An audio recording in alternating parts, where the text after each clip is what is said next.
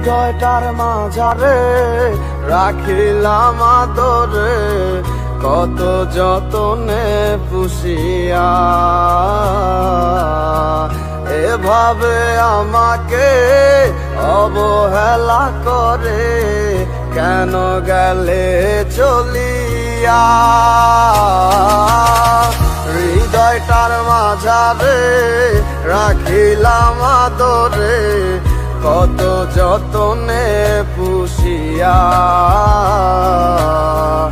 এভাবে আমাকে অবহেলা করে কেন গেলে চলিয়া।